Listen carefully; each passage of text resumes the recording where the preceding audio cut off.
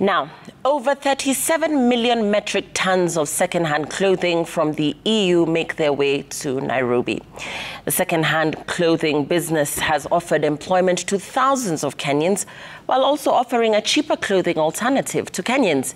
But have you ever asked yourself what happens to the clothes that are not bought at the second-hand clothes market?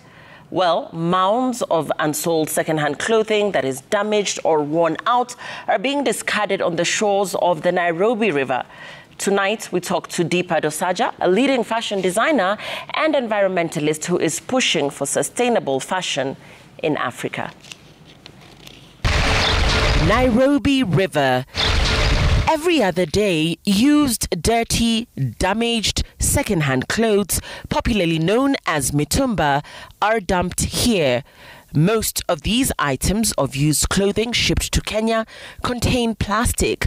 Most are of low quality and immediately become waste. It's a sad, sad thing that we're getting clothes that are being dumped from around the world.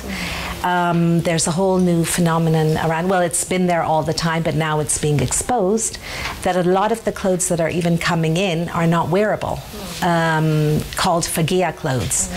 So absolutely unwearable. I will show you a garment that we've made from those. And they're just being dumped into our river. Traders buy the bales blindly and dump the growing percentage that they cannot sell because it is stained or damaged into the Nairobi River. Sadly, fast fashion is saddling Kenya with polluted soil, air and water. Fashion designers want this to come to an end. When we import fabrics, when we bring in things, they have to be certified and they have to be checked. I think that's the same thing that should happen with these bales that are coming in. Can we make sure that they're at least natural fabrics? Can we make sure that they are wearable and sellable and we're not getting all the junk? Right? So these are the kind of things. So let's have those the same types of KEBS inspections on those. As a result of the industry's environmental degradation, the creative team behind Nairobi Fashion Week organized a photo shoot at the dump site. The shoot is part of its Just Fashion campaign, which runs from April to November 2023. We did a photo shoot in Kikomba Market, and it was just appalling to see all the unusable and really horrible synthetic fabrics all over the place, which are never going to biodegrade. And this is what people have to get serious about.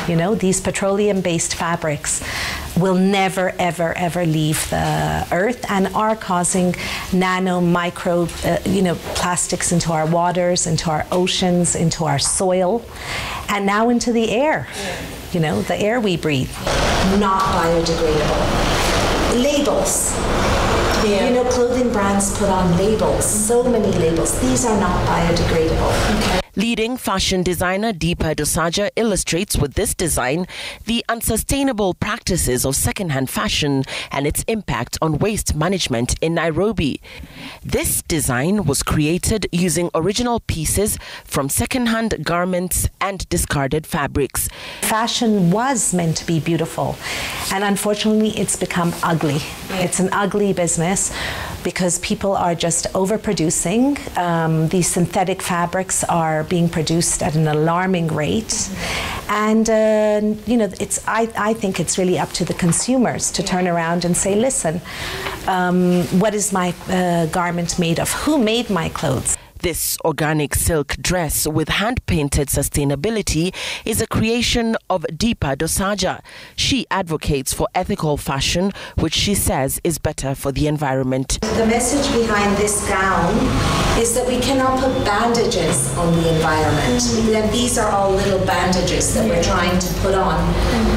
But it's in fact nature that's going to suffer. We had trees on it, we had birds, butterflies, grass, sand, everything in nature combined in this gown, and just to show people that sustainable fashion is beautiful, and fashion was meant to be beautiful. There are three pillars to sustainable fashion. The first obvious one is the environment. How were the fabrics produced, petroleum-based and biodegradable, are they biodegradable? The second for me is the people.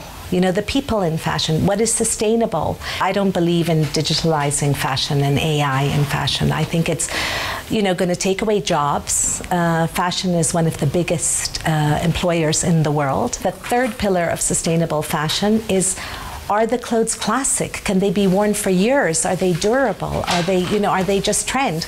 Are they made to be thrown?